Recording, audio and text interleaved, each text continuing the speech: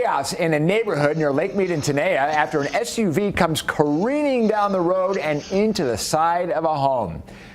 And 2 people inside that SUV had to be rushed to the hospital, but they are alive tonight. Yeah, as for the home that got struck, as you can see, there is extensive damage on the inside and on the outside as well. Fox 5's Shawna Khalafi spoke to neighbors who were there when it all went down. Metro police say the driver and passenger in that SUV had to be extracted from the car after they drove into the side of this home. They were taken to the hospital in critical but stable condition. We also talked to some neighbors out here who witnessed the entire thing. They say there was someone in the home when this happened, but she was unharmed.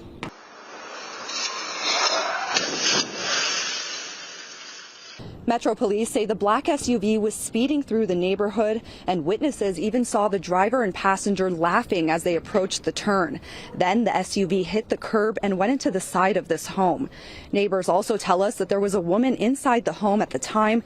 They say she is okay, but shaken up after a close call. She didn't know what to do. She was scared. And she was in the kitchen when it happened, so if she had stayed there or she was still in a certain position, she could have been really hurt. And so it just kind of shocked her.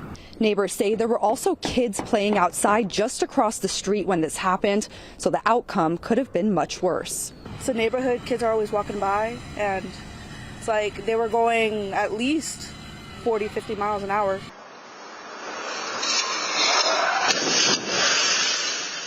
From the neighbor as well, they saw him speeding down and just got up, hit 2 houses in the way, so they didn't break at all.